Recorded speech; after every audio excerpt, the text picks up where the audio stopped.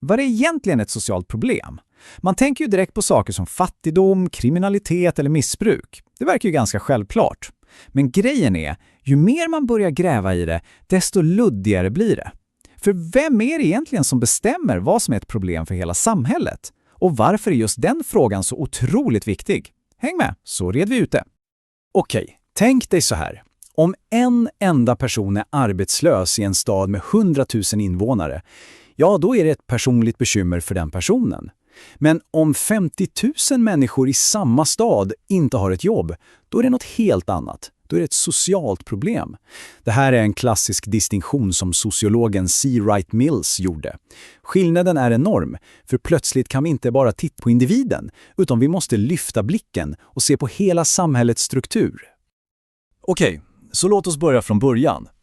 Hur skulle man beskriva ett socialt problem om man slog upp det i en ordbok? Vad är den där första grundläggande definitionen?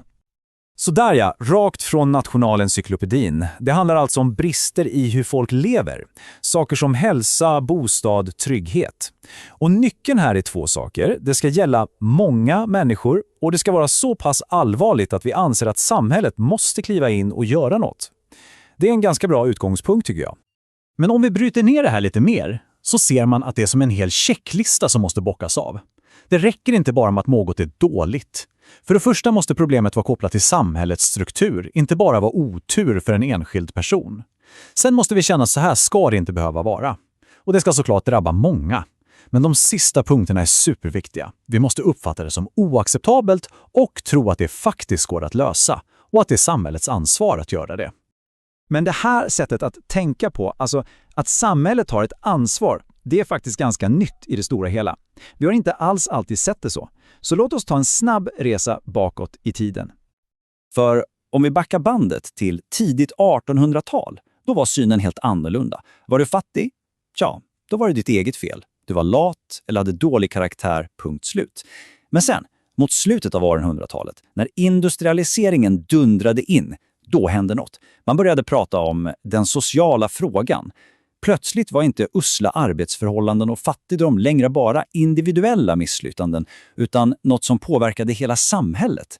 Och det lade ju hela grunden för en välfärdsstat vi fick på 1900-talet, där staten fick en självklar roll i att lösa de här problemen. Den här historiska resan visar ju verkligen att allt handlar om perspektiv. Och än idag så bråkar vi om den stora frågan, vems fel är det egentligen? Och i grund och botten kan man koka ner det till två stora läger här. På den ena sidan har vi idén om individuella orsaker, ibland kallat socialpatologi. Det är när man tänker att kriminalitet beror på att en person har dålig moral. På den andra sidan har vi de strukturella orsakerna, som inom konfliktteorin. Då säger man nej, kriminalitet är ett symptom på större saker som ojämlikhet och maktlöshet i samhället.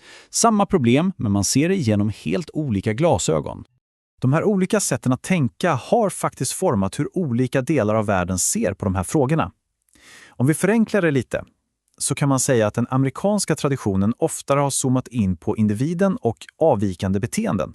Medan vi här i Skandinavien ofta har pratat om välfärdsproblem. Alltså att det är systemet, samhället, som har brister som vi måste fixa, ofta genom politisk debatt. Okej, och nu kommer vi till det som kanske är allra viktigast. För det här leder oss till frågan om makt. Vem är det egentligen som får bestämma? För att säga att något är ett socialt problem är inte bara att konstatera ett faktum. Det är på riktigt ett sätt att utöva makt. Det här citatet som är från 1941 fångade perfekt. Ett socialt problem är inte bara något som existerar. Det är något som vi uppfattas som ett problem. Det är en jättestor skillnad. Så det räcker inte med att något är objektivt dåligt. Någon, eller snarare tillräckligt många inflytelserika personer måste peka på det och säga hallå, det här är inte okej. Och den här processen, den har faktiskt ett namn. Det kallas för claims making. Det är precis vad det låter som, att göra anspråk. Det är när politiker, media, intresseorganisationer jobbar stenhårt för att få oss andra att se en viss sak som ett stort, viktigt problem som vi måste lösa. De använder statistik, starka berättelser, allt de kan komma på. Tänk bara på debatten om i princip vad som helst. Klimatet, ensamhet, brottslighet. Det är en konstant kamp om vem som får definiera problemet. Och tro inte att det här bara är någon abstrakt teori. Absolut inte. Den här kampen om definitioner landar mitt i verkligheten. För en socialarbetare till exempel så avgör det här allt. Det bestämmer vad de faktiskt får göra. Man kallar det för deras handlingsutrymme. Vilka resurser de har, vilka lagar de måste följa. Allt det där styrs av vilken definition av problemet som har vunnit den politiska kampen. Så, nu knyter vi ihop säcken. Varför är det så otroligt viktigt att förstå det här? Varför spelar det någon som helst roll hur vi pratar om de här sakerna? Jo, för att det är så här enkelt. Definitionen är i praktiken början på lösningen. Det sätt vi väljer att rama in ett problem på, det bestämmer helt och hållet vilka åtgärder vi ens kan tänka oss. Okej, kolla här. Ett supertydligt exempel. Missbruk. Om vi definierar missbruk som ett moraliskt problem, att det är individens fel, ja, vad blir den logiska lösningen då? Jo, straff och kontroll. Men om vi istället definierar missbruk som ett socialt problem som beror på saker som utanförskap, ja, då blir ju lösningen en helt annan. Då handlar det plötsligt om vård och stöd. Ser du?